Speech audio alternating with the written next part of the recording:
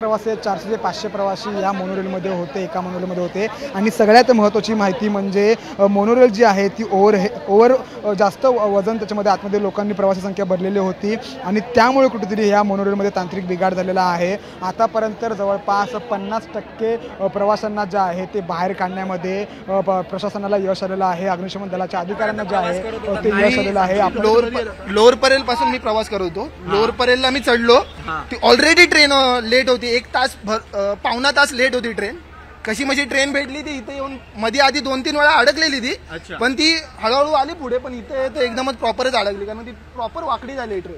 आता ती सुटका झाली, खाली आला, कसं काय फीलिंग? आता जरा रिलॅक्स वाटतंय। आतमध्ये एकंदरीत जेव्हा अटकलं तुम्हाला कळालं, काय वातावरण होतं सर्वांचं, काय भावना होती? संतापलेले लोक भरपूर, पण गणपती बाप्पा मोरया बोलत बोलत निघाले। असं देखील माहिती पडते की अनेक जण काचा तोडल्या 2-3 काचा। आता आमच्याकडनंच एकाने माझ्या साईडला एकाने काच तोडली, प्लस दरवाजा पण मीच उघडला तो बुक्का मारून। पण लहान मुलं होती का? किती प्रमाणात महिला होत्या? किती वयस्कर व्यक्ती किती होते? वयस्कर खूप होते, वयस्कर खूप होते। आपका नाम बताइएगा? सनीश कुडेकर। सनीश जी, क्या कहेंगे, आप अंदर फंसे हुए थे, कितने घंटे से आप फंसे थे और अंदर का माहौल क्या था? 3 घंटा लगभग फंसा था हम, तो फिर अभी निकल गए, थोड़ा अंदर तो थोड़ा अच्छा लग रहा है। पण काय क्या कहेंगे आप? अंदर काय कितने सगळा लोग थे? प्रवास कितने लोग थे अंदर?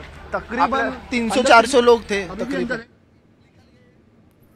हमारा पिताजी का कैंसर है, इधर टाटा पे ट्रीटमेंट करने के आया। कितना घंटा हुई थी मोनोरेल रुकी हुई थी? ये 2-3 घंटा। क्या हुआ, कुछ पता चला? इलेक्ट्रिक शॉर्ट सर्किट या फिर क्या ऐसा कुछ? इलेक्ट्रिक ट्रेन भी इधर हिल जाएगा, हाँ कि AC भी नहीं चल रहा, पूरा दम पर। और अंदर कितने लोग हैं, कुछ बता सकते हैं? बहुत लोग है, पूरा ज़्यादा लोग है। आणि त्यानंतर जे आहे ती मोनोरेल जे आहे गेल्या 2 तासापासून बंद होती, अशी जी माहिती जी आहे ती प्रवाशांनी दिलेली आहे। अनेक प्रवासी जे आहेत ते आता बाहेर काढण्यामध्ये यश आलेलं आहे। मात्र पोलीस प्रशासन असतील किंवा मग अग्निशमन अधिकारी असतील ते प्रवाशांसोबत बातचीत करण्यासाठी मज्जाव करत आहेत। आपण इतर प्रवाशांशी बोलण्याचा प्रयत्न करूया की नेमकं काय झालं होतं, काय नेमकं कशा पद्धतीने या मोनोरेल थांबली। आपण त्यांच्यासोबत बातचीत करण्याचा प्रयत्न करणार आहोत की नेमके काय झालेलं आहे। आता isakal.com आहे देशातील नंबर 1 ची मराठी न्यूज वेबसाईट। प्रत्येक अपडेटसाठी isakal.com ला नक्की भेट द्या।